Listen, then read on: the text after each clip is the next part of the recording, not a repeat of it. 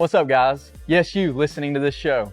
Thank you so much for liking, commenting, subscribing, and sharing all of our content. On this week's episode, we have a good friend of ours, Andrew Rodriguez.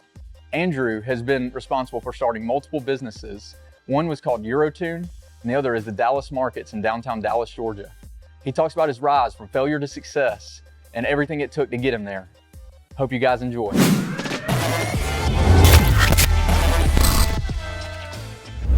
Hey guys, today we're here with a good friend of mine, Andrew Rodriguez. Andrew has been a pillar in our community and really become, kind of a sort of a local legend here with his Dallas Markets over the last few years. And we're blessed to have him. Andrew, so happy you're here, and just can't wait to hear your story, man. So, kick us off. Tell us a little bit about, where you came from and, what it means to be from Dallas, things like that. But also, how did you get to where you are now? Sure. So, we've lived in Paulding, Douglas County for roughly 11 years. I came from South Florida before that. And, everybody knows me as the Dallas Markets up here. But before that, I had a company called Tune My Euro. And we made car parts and software. We made cars fast and fun and fuel efficient. And it was a great time.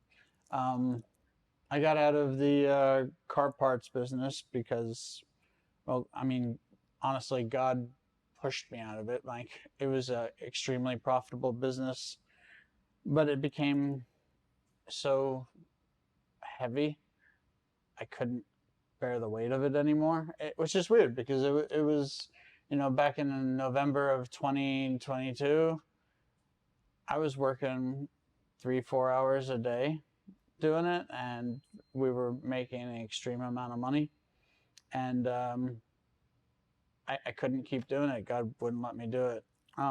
When did you start that business? The business, I think we started that back in like 2011. So Oh, wow. The business started as a courier business. Actually, it was we used to deliver blood products to all the hospitals in South Florida. And, the way I even got into that was I got married early, like 21, I think. And that was back in South Florida. And I over leveraged myself back before 2008. I bought a expensive property, and I had a 5-acre palm tree nursery and orange groves. And Wow. 2008 came around. It wiped us out, man.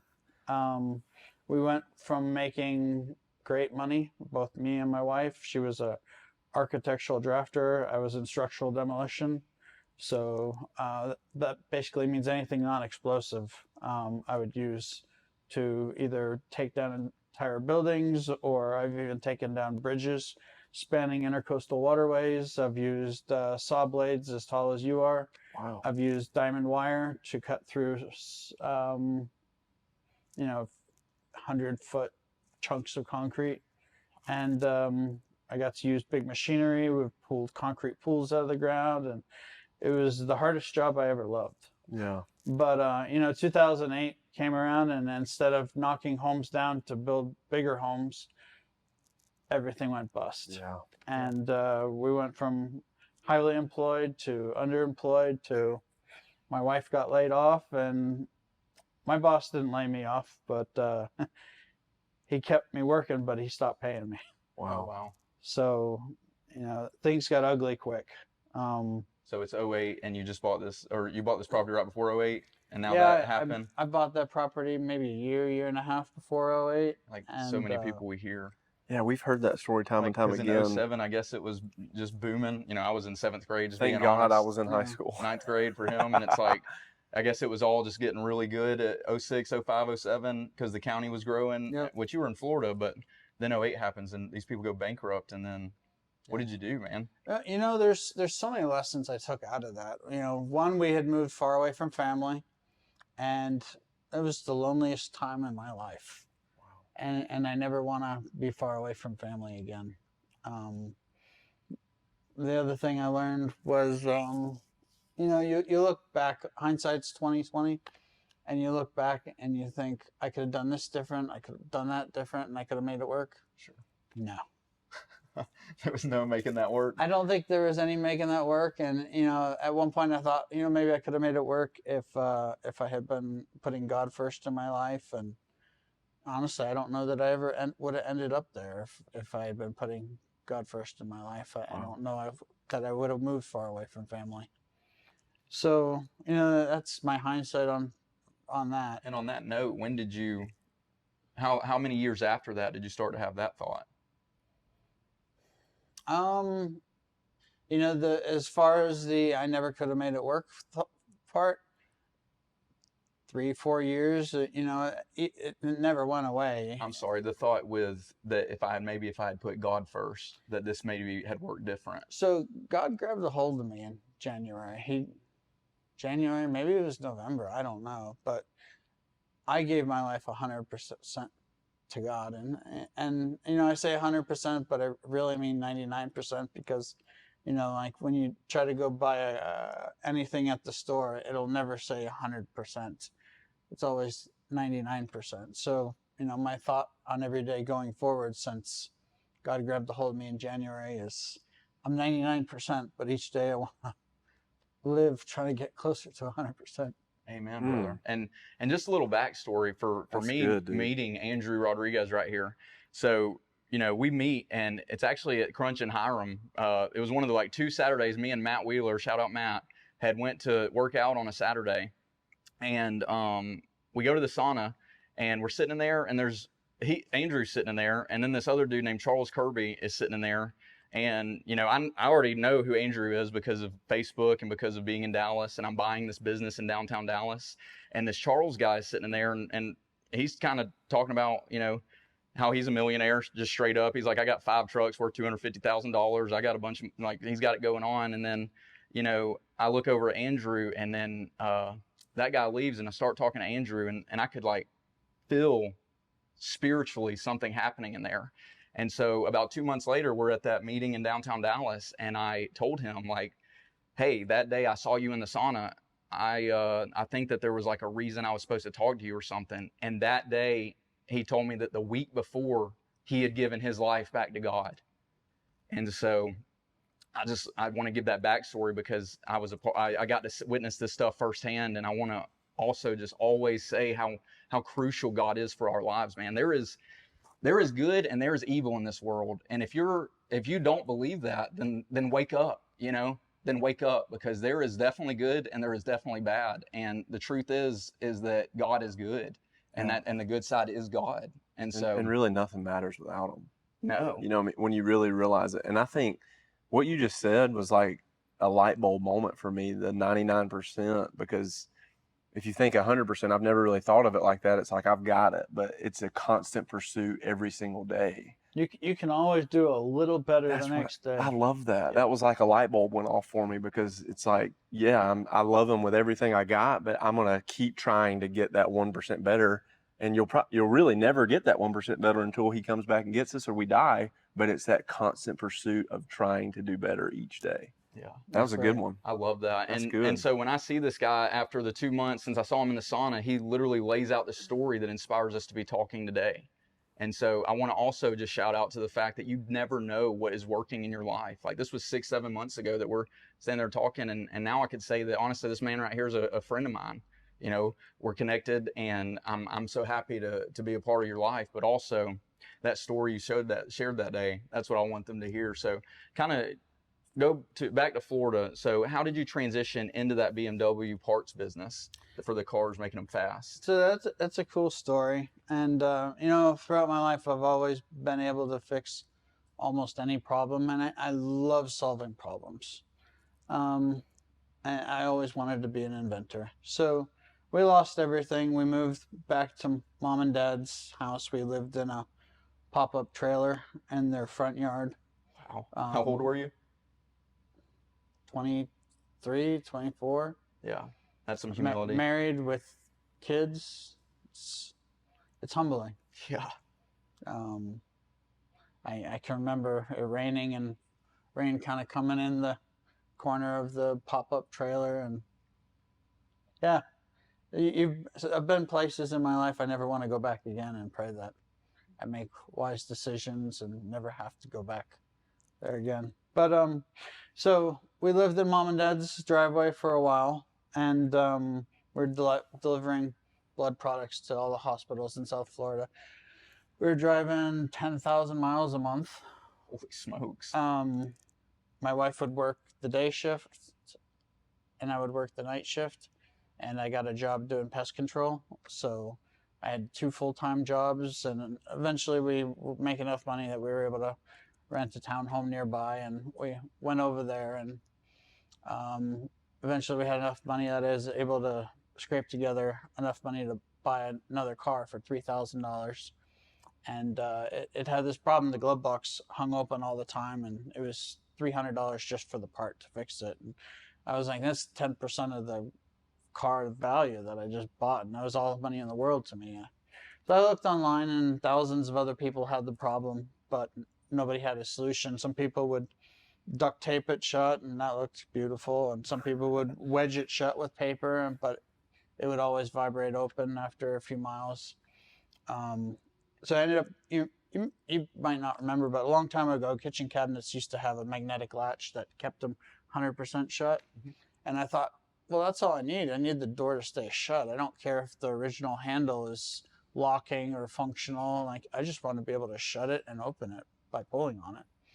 And I made my wife mad. I bought $100 worth of magnets on our credit card that was close to maxed out. And I bought it, and with the idea that I was going to fix mine and hopefully come up with a kit to sell to other people, and I did, and she forgave me eventually.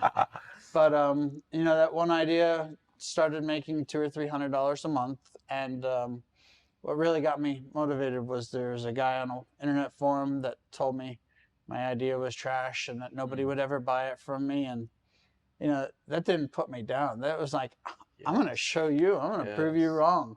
Yes. And so I eventually quickly taught myself how to sell on eBay and sell on internet forums and I taught myself how to build websites. And eventually, not so far out, we turned that into like $400 or $500 a month.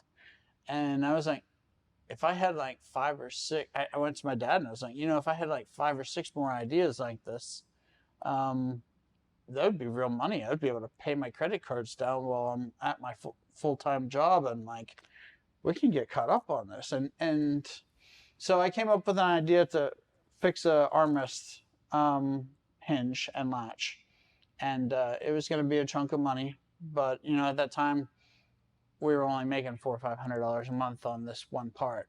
And we decided we had the money to either pay for a patent and for an injection mold, or we had the money to pay a bankruptcy lawyer. You know, after everything went south in 2008, we ended up with $500,000 in debt, no house, credit card interest at 24%, and you know, $600-700 a month just in interest, not even paying on principal. And I'm not going to say we prayed. We should have. Those times get difficult, and I can go ahead. My wife probably prayed. But you know, I would almost say I'm a gambler, or I'm high risk. You take risks. I am all the risk. And I was like, we're spending the money on doing this patent and this injection mold. So I taught myself how to write the provisional patent, and I taught myself how to write a non-provisional patent, and then I paid a lawyer to modify the patent that I wrote to make it applicable. And in the end, I ended up getting a United States utility patent, which is a lot better than a design patent. Design patent, honestly, is rarely worth the paper that it's written on. And the patent is for the magnet? The patent was for the hinge replacement method. Okay. And you know, in the long term, what I learned from that is I really didn't need to do the patent. But you know, that's a 2020 thing. Yeah. Or hindsight is 2020. Yeah. But I did end up coming up with more ideas. We took that $200 a month to $400 to $800 to at the end, when I really started stepping away from the company, we were doing in excess of over $3 million a year in sales. Let's go. Gross. Man, and were all those mostly ideas that you came up with just to fix items on cars? Yeah, so I learned two things with products that at least I create with cars. Anytime I tried to make something that people really didn't need but was just an accessory and add-on, I failed. If I tried to sort of copy somebody else's idea and just manipulate a bit, I failed. If I tried to come up with something completely unique and solve problems and help people, That's where you almost go. every time it would be a grand slam. Wow. And you know, that's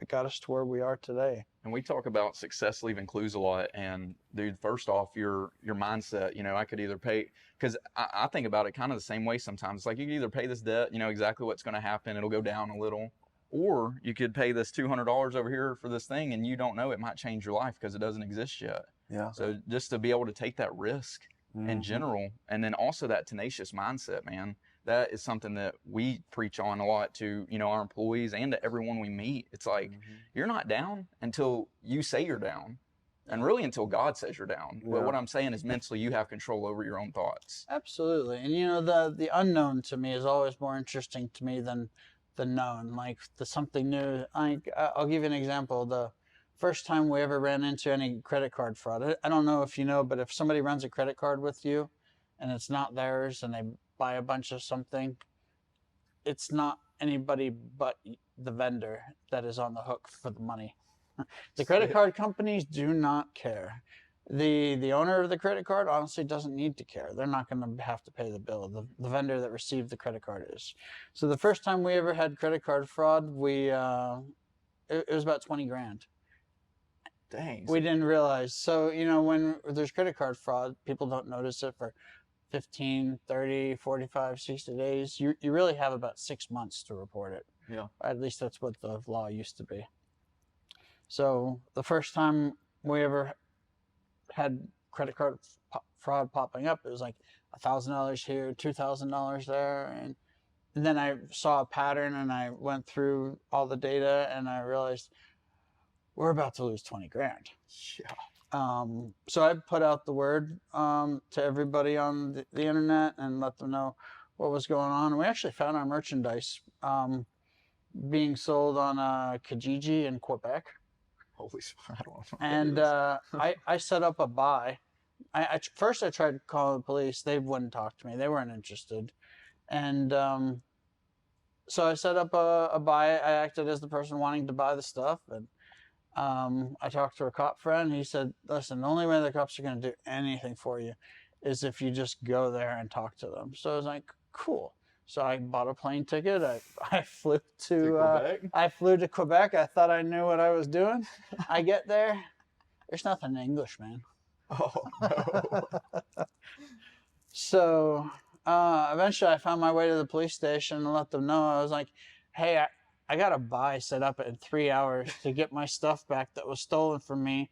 I had like 2 inches of evidence, you know, IP traces, and I showed them everything. They were pissed at me. So they put me in a holding room for a while they all talked about it, and then they had somebody come in talk with me, and then they went out, and then someone else would come out, and finally they relented, and they're like, all right, we're gonna do this. You meet them there. We'll be parked on the different corners, and you know, if your stuff is in the car like you say it's gonna be, you just take off your hat and go back to your car, and we'll swoop in and arrest them. Let's go. And yeah, that's exactly how it happened. I've still got pictures from That's cool. the way it went down. We could do a short documentary on that. Yeah, I know. And you would think, okay, this is a happy ending, but so I go back to the police station. They got him arrested. eventually they're done with me. They say, you can go back to your hotel. I went to a hotel, and I get a call a few hours later. Hey, we let them go. There wasn't enough evidence. They say that they bought the stuff and they're just losing. And so, So the long story short on that is international credit card fraud is possibly the perfect crime. We ended up having almost exclusive credit card fraud attempts from Quebec. I don't know why, but it's a thing there. And That's very interesting. yeah, I just think it's cool that you went above and beyond to try to. It just seems like you bet on yourself a lot. 20 grand was a big deal to me. Yeah. And, you know, it's one of those things, like, if you didn't do it, you'd never know what the results would be. That's so true. absolutely. But I think even with the story of I could either pay for this patent or I could pay this attorney, even with that, it's a common theme of you betting on yourself. You said you're a gambler, but it's like I can see, we just met today, but I can see even with your Dallas markets, which we're going to get into, it's like time and time again, it feels like you bet on yourself. Yeah, absolutely. Which is huge. I think a lot of times in today's world, we can not bet on ourselves and we can not be willing to take that risk. And I think with great risk comes great reward, but a lot of times we're so fearful that we just stay in that pest control or that whatever it is in my parents' front yard. I think it's a good lesson for our people to see that you do have to bet on yourself, man. You really do. I mean, because if you don't, you know what the outcome is going to be. Like, you stay in the pest control job, you can pretty much within 98% map out what the career path looks like in a best case scenario. Yeah. And if you're not happy with that best case scenario, you got to go do something different. That's right. So I think that's a powerful message for people to see from you. Like, man, you were down and out, but now look at where you've came because you bet on yourself. Yeah, and to speak on failure, I mean, a lot of people have a fear of failure, and a fear first off is just not knowing an unknown outcome. So like fear, at this point in my life, I can talk myself out of fear easier than it used to be. But with going back to, you know, fear being unexpected, but then the failure that you went through, being able to rise above it, like when you fail, there's only one thing there's two things you can do. You can lay there and as a victim in misery, or you can get up and rise again and keep trying and keep fighting. And as men and entrepreneurs and all the above, I believe it's our job to keep fighting. You know, if something really happened to my family, like if I was the one in the mobile or in the camper in the front driveway, I'd probably start sleeping like 3 hours a day. I'd lose my mind trying to figure out how to fix it for my family. Yeah, and you know, that's what I did many times. But doing that got you through it. Absolutely. Got you like, through you it. got to push through it. So you ended up making 6 different, you said, inventions I ended up making a lot of different parts over the years and contributing to a lot of different things. You know, if you looked into the European diesel world, I'm very well known. I made a difference. I improved a lot of people's experience with their cars. I'm not going to go as far as to say I made their lives better, but I helped a lot of people. You know, one of the things I learned early off in business was advertising is the most expensive part. You know, you could have the best thing in the world, but if nobody knows about it, you got nothing. So true. That's a lesson in itself, right there. So true. So, you know, what I started out doing since I tried Google AdWords and stuff like that, and I didn't get any results. I think it was just money pissed away. Yeah. So what I came up with the idea is helping people first, and you know, building a relationship, building trust, and becoming known as somewhat of an expert in whatever it is that I'm working with. And, you know, genuinely trying to help them. And, you know, if you also happen to have what they need after you've helped them, they're probably going to buy it from you. Yeah, so I started out with the idea in mind that I was going to become a YouTube celebrity for car repair stuff. And I started making how to fix this and how to fix that on your car, even just changing out the OEM parts and stuff like that. And I built that channel quickly up to about 1 million people a year watching Wow. the videos that I had. And at a high point, I was probably getting $100 a month in revenue from ads. And then I thought about it. I was like, if I was watching these videos, I would probably be a lot more appreciative if I wasn't having to watch the ads. And I thought, instead of doing help videos and letting somebody else get the ads, I was like, I should be advertising for myself. And, that's what I evolved it into, was help videos, advertising for myself, and, just trying to help people and improve things. So you got your subscriptions up to 1 million or views up to 1 million? So, something like 1 million people a year were watching. And then you started implementing like Eurotune into the video itself. Yeah, so we started as fixmyvwglovebox.com and evolved it into fixmyvw.com, and then evolved into tunemyeuro.com. And I really enjoyed it. One of the things I learned in business was the higher end stuff is a lot more rewarding in many ways. And it was a shame because the Volkswagen stuff, the early on stuff, you would have somebody complain and cry about spending $5 or $50, and it's a lot more enjoyable to go after somebody's fun money than their grocery money. Yeah. So if somebody's spending their grocery money, they're automatically not happy that they're having to spend their grocery money to fix their car. They're automatically in a bad place. But if they're spending their fun money on a car, instead of spending $50, they might be spending $5,000, and they say thank you. Yeah. And aside from the profit, like I really enjoyed working with people that were a lot more happy. Yeah. That makes sense. And that, for us, that's the difference in insurance and real estate.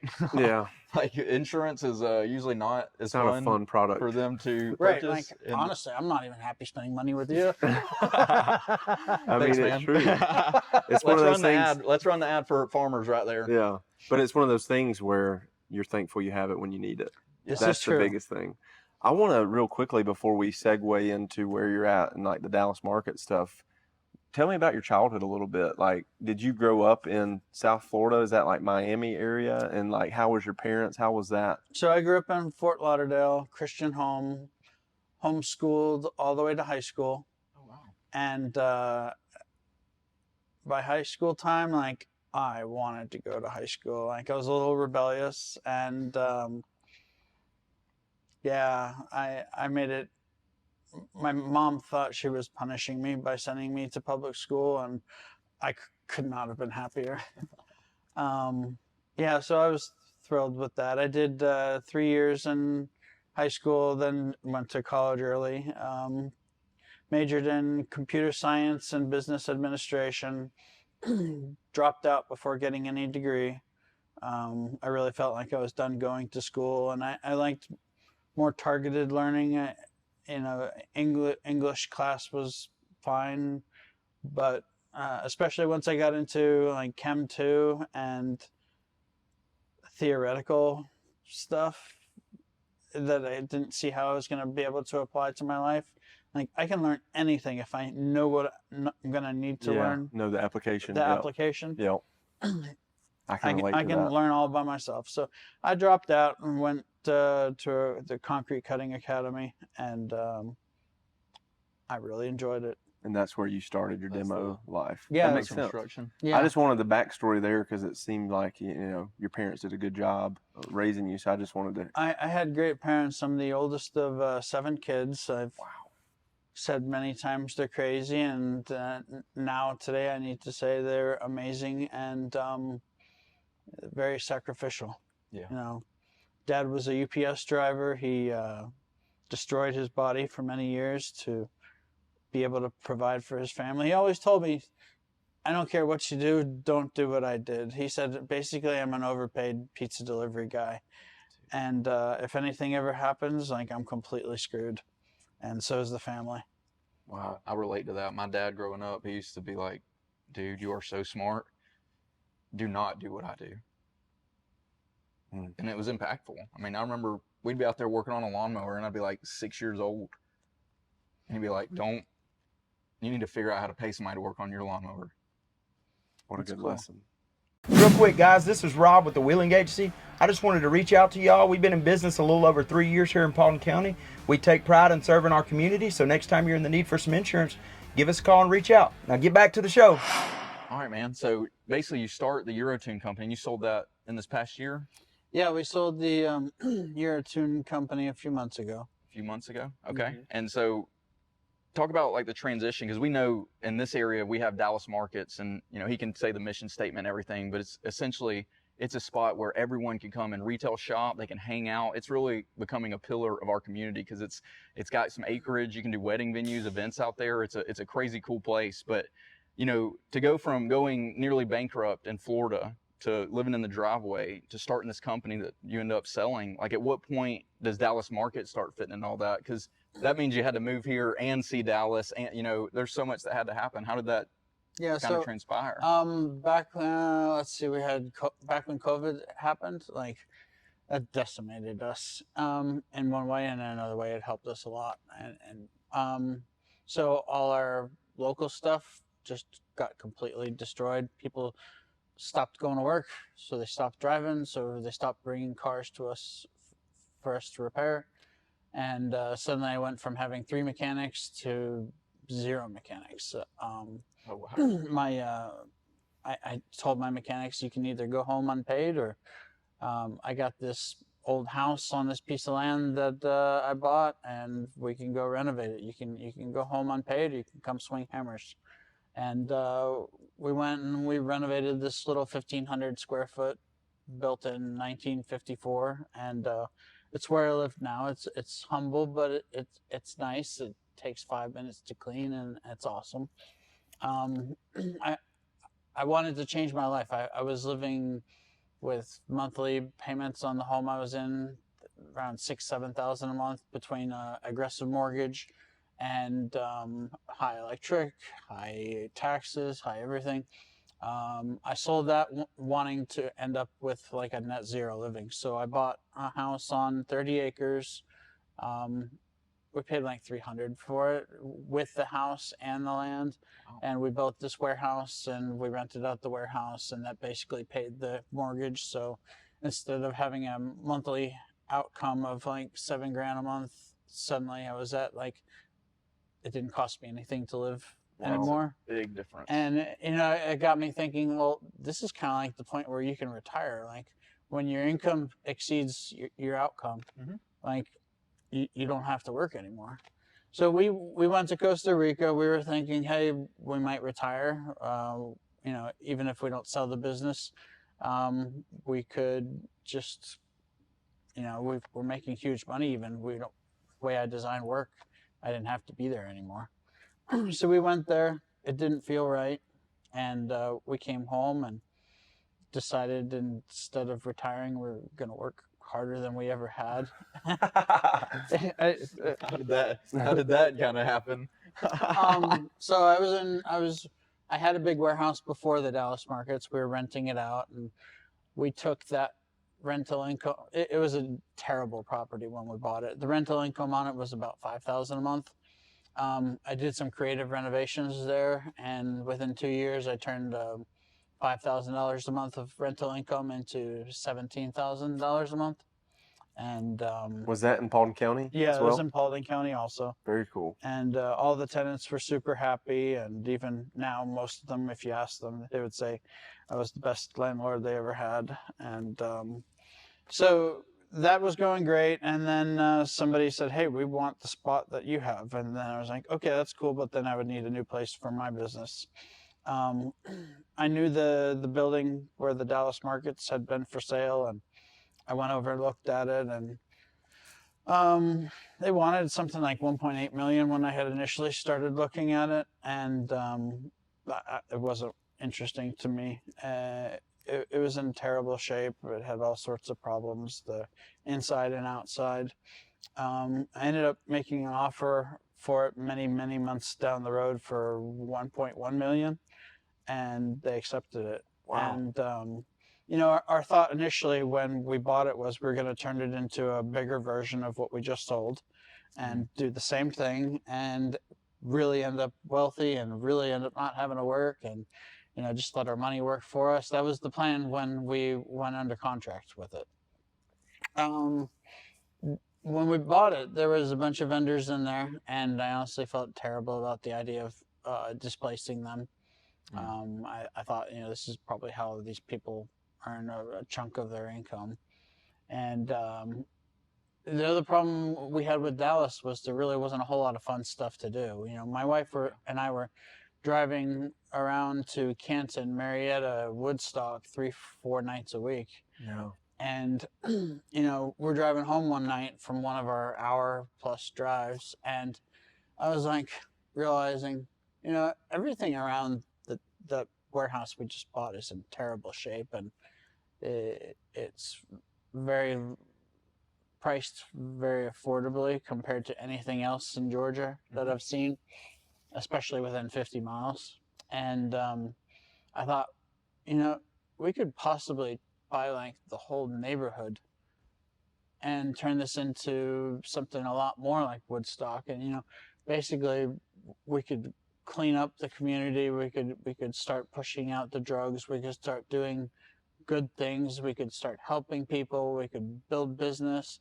So after a lot of talks with my wife and convincing her of some crazy ideas, we started the idea of the Dallas Markets, and that was centered around building community, commerce, and fun things to do. Wow. I love that. And we haven't achieved all the dreams and goals that I started out with, but we've definitely made a dent in it, and I feel like we've achieved some of those goals for a lot of people. That's awesome. And just to tell, I know we have a lot of local people that watch, but our audience, it may be, nationwide or worldwide. So where we live, it's like he said before, there was not really much going on in the city that we live in.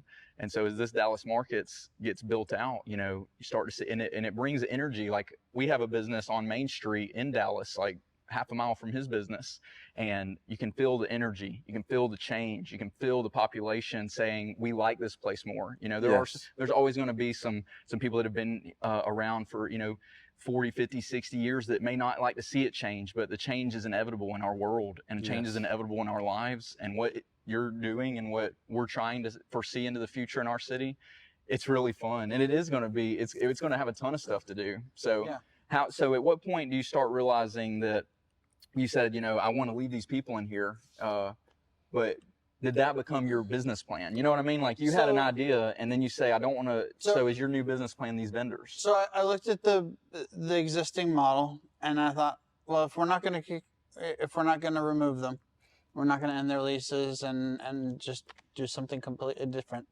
If we're going to keep doing this, I want to do the best version of this possible.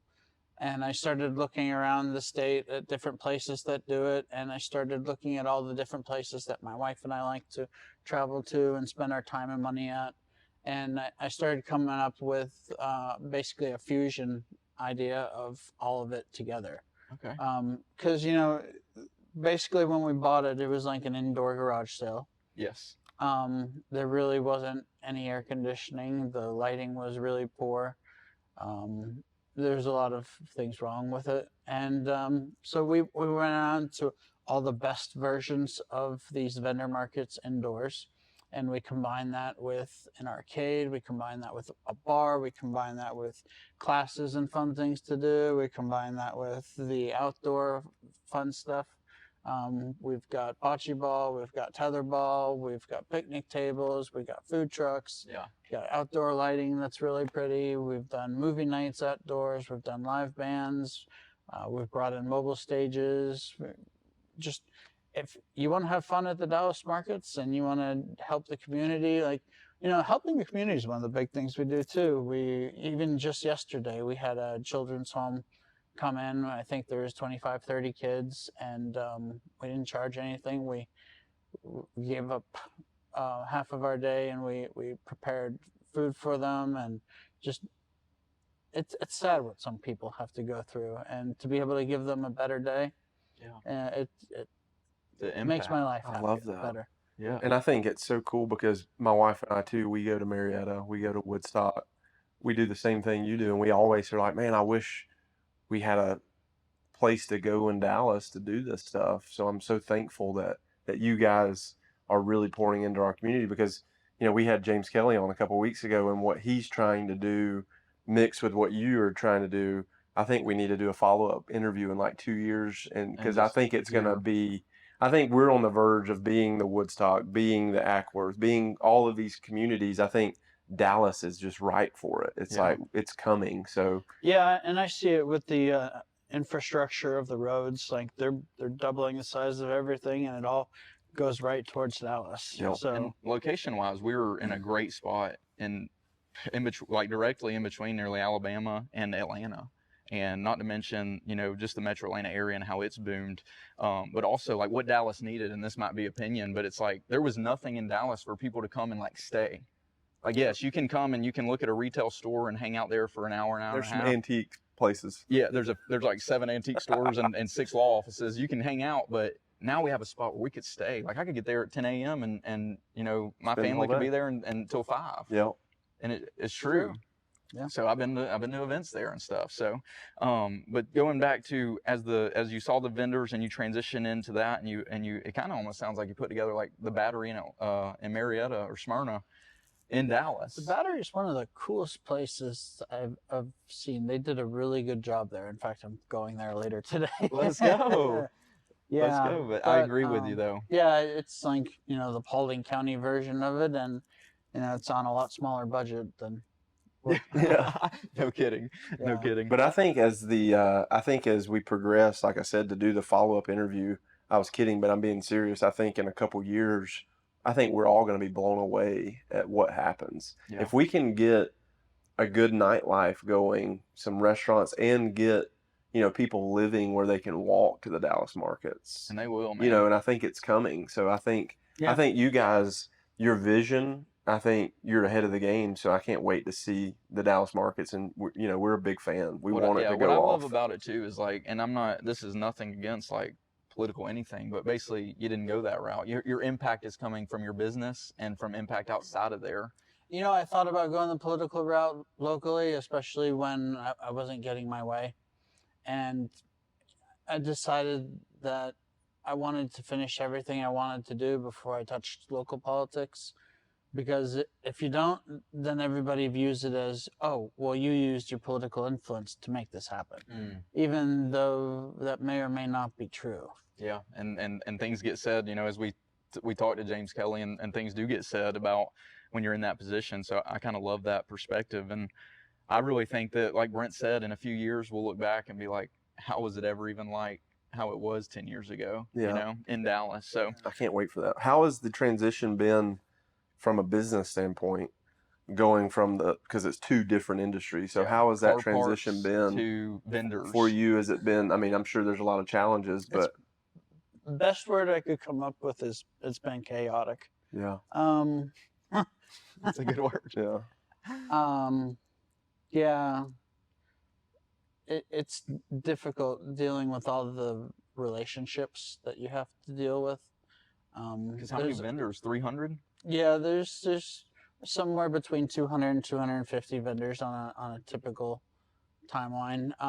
So I think we've got close to 300 spots, but as somebody doubles the spot, then there's one less vendor that you can have. So we've flexed between 150 and 250 vendors, depending on how big booths are at the time. And how many people were there when you had first purchased it? Same There amount? was about 30 vendors when we first started with the Dallas markets. The monthly sales, the gross revenue for the property was about $10,000 a month when we took it over. We quickly, I think by December, we had brought it up to well over $100,000 a month, and less than 2 years, we brought it up to about $230,000 a month. Wow. And I wish I could tell you that was all profit. There's like, I don't think there's 5% profit in that. Dude, well, we got to go here now, but increasing your sales numbers like that, basically how? Like to the guy out there that's maybe trying to make sales or owns a business, and they're sitting there like, man, my numbers have been this for 3 years. How did you like go in there and make that big of a change? Just throw some paint on the wall and change it all? But I poured all my life savings. I poured everything I had. I poured all my time. I poured all my money. I poured all my creativity. I had great friends. I had great family. A lot of people got involved. I had great employees. And I can't tell you how many nights I was there till 12 or 1 o'clock in the morning and back there by 4 a.m. or something like that. Blood, This is sweat, and after you tears. had success. This is Yeah. after you've already made. Yeah. Some people are intelligent and they leave well enough alone. And, I had plenty of money to be able to retire and coast off in life. And I've questioned my judgment many times. Should I have just went to Costa Rica? Honestly, I don't feel like that's what God had in store for me. And I don't Yeah. think it's what he wanted. And I love completely that. agree from standing in your place 7 months ago and hearing how God had come back into your life full force and kind of, plucked you, kind of just grabbed you and said, wake up. Yep. And I think that because of that alone, everything that you've done up to this point is definitely for a reason and because of the spirituality and the lessons that you needed to learn there. Yeah. Go ahead. I just, I don't want to delve too deep into it, but like, I haven't lived my life as an awesome Christian person. My whole life, I've gotten involved in a lot of things I shouldn't have. I've done drugs. I've done a lot of things against what the Bible, against biblical morals. And, it's never too late until it's too late. Like, I was on the verge of losing everything that important to me family-wise not long ago, and God gave me this vision of change my ways and commit 100% to him. And I had crazy visions of just like being on vacation forever and having a perfect relationship with my wife and everything else. And at that moment, I cried out to God, and I gave it all up. I repented. I did everything. And Jesus is the ultimate restoration and the ultimate redeemer. How long after that did you feel restored? Did you feel redeemed? For that first couple of weeks, I felt very, very good and very redeemed. And then I think it moved on to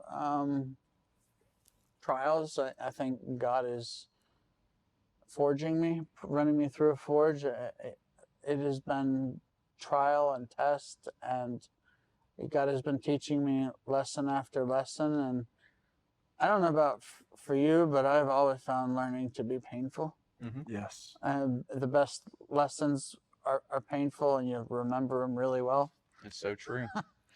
So he's been teaching me a lot of lessons, and it hasn't been pleasant, but I've learned so much, and I'm so thankful for another opportunity.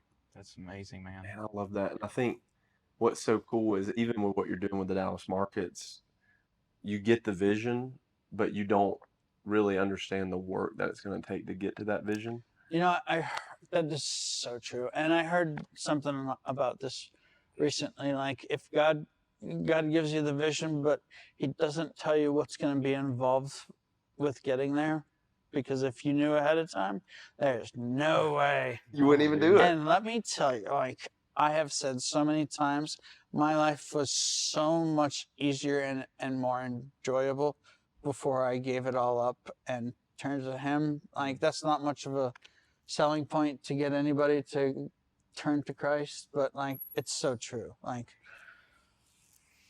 I had an easy life last year. Yeah. I made great money. I had tons of money in the bank, and I've changed my ways, and I've committed 100% to him. And now I have a very tough, stressful life, and I don't have as much money in the bank, and I work a hell of a lot more. So, Well, going into that too, it's that saying where, and I don't want to butcher this, but he doesn't call the equipped, he equips the called. And so with you saying that, man, you have a spot where there's hundreds, if not thousands of people showing up every day. And I know I don't have to tell you this, but that's an opportunity to minister to thousands a week through your business. And and you don't see the end game. That's what's so cool is that your finished product of what he's working on you right now. And dude, what you're saying, we are living the exact same thing. And I think anybody who gets out there and tries to do anything, you're going to experience what this man is experiencing. You're going to experience what we're experiencing. That it's that you really have to embrace the grind because Yeah. you're going to get through this. And when we do our follow-up interview, I hope we can interview years and years to come. Like, you're going to look back at this conversation and be like, it was hard, but it was so worth it. Yeah. You know what I mean? I totally expect that. Yes. You know, one of I've heard a lot of great phrases lately, but one of the ones is, our best day here on earth will never be as good as our worst day in heaven. Amen, dude. Yeah. And you know, there's other ones like build up your treasures in heaven Yeah. versus Storehouse. on earth, and you know. And going back to the trials too, and that's one thing I love about whether it's entrepreneurship or just life in general, and something I talk about a lot when it comes to, you know, success leaving clues and all that good stuff, is that these trials, man, they're never going to stop. Like, even if you had retired and the life would have been good and you still would have had like a trial. Like, there is no way to escape a trial, in my opinion. And for me, I would rather just go ahead and I've done this as a younger person, but just accept that, man, and just keep fighting. That's right. Like, always show up to the fight. And if you don't quit, you will always end up with some form of success, and you'll be better than you used to be, which in your own heart and mind can be your success. And so I think your story really plays into that. Thank you. Yes, it's beautiful. Well, And I think it's hard to see when you're in the middle of it, the impact that you're having on others. Like, it's hard Yeah. for us to even understand what you're doing for our community. Like I can say, as a guy, I was born and raised 5 miles from your shop, and the impact that you've had. And how long has it been in business? 2 years? 2 years. July 1st will be 2 It years. blows my mind, man. So from a local guy who I literally worked for the city of Dallas, I grew up 5 miles from there. I can't thank you enough for the impact, because our city needs that. oh yeah. You know, if I could get people to take something away from what I've done, it wouldn't be that I'm an awesome person. It would be that you can make a change. And it sounded just like I felt bad and guilty for saying it, but like when my wife and I first started on this project, I was like, we have an opportunity to change a city. Yeah. And I want people to know everybody has an opportunity to change a city. You know, you don't need a lot of money. Like, you can go help somebody that is, you know, we have homeless problem. We have people with drug problems. We have people that are hungry. One of the big programs that we spend a lot of our money with is Helping Hands for Paulding County, and they give away thousands of meals every week. Yeah. And you know, they can have volunteers. You could bring groceries. You could give them money, and they can get 10 times the food for your money that you can. Mm-hmm. But everybody has an opportunity to change a city. Yeah. Yes. And to make that impact. And to change the world around them. And if everybody had that mindset, think of what a better world we would have. Yeah. Or if just the majority, let's just call it 80%, Yeah. 75, 52. Like, Absolutely. just if a majority could. Well, I can't thank you enough for sharing all this, man. And you may have already kind of leaned into this, but one thing we ask every guest that we have on our show, you know, we named it Pave the Way. And the reason is because we wanted to pave the way for the future entrepreneurs. When we started our businesses, and even 5-10 years before that, we were digging into content just like what we're producing here. So if you could leave like one piece of advice to someone, it doesn't matter what age, but say you meet that someone and they have drive and they're trying to generate a future for themselves, how can you help them pave the way? What's one piece of advice that could help them pave their way? I would say start out by trying to help somebody or solving a problem, and opportunity will always present itself. If I lost everything tomorrow and I had to restart, I would start by just giving my time and helping. If I had a little bit of money, I would try to solve a problem, but like, you can always get back up on your feet by putting yourself second and trying to help someone or solve a problem. I That's love good. that, man. That's good. And last thing I'll ask, what is your future? Tell us a little bit about your future vision for the Dallas markets and what y'all are trying to do there. That future of the Dallas markets, we've got a lot of things in the work. I'm shocked and appalled at how long it takes everything to get approved by government. Like, we bought food trucks months ago, and you would think, okay, I bought a food truck, I can open tomorrow. No, you got 3 or 4 months to go, buddy. Yeah.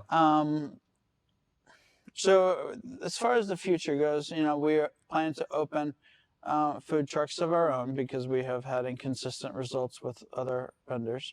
But one of the next big things we expect to be able to provide to the community is commercial kitchens, and we'll be able to serve about 60 businesses. They'll be able to come and rent kitchen space, and that you can do it by the hour or the day, and we expect it to be open 24/7. Wow. And we have most of the architectural drawings done on that. We expect to be able to submit that stuff to the city soon, and then we get to hurry up and wait. And that's not a crack at the city. It's just how government Part of the process. works. Yeah. The city of Dallas has been very respectful. There's just process and procedure, and it takes time. Yeah. Absolutely. Well, cool, man. I'm excited to watch the journey. I can't wait to do a follow-up interview when Thank you. it's popping off, man. Yeah. And thank you for everything. I Thank you. appreciate you, man. Yeah. Thanks for coming in Appreciate today, you. man. Absolutely.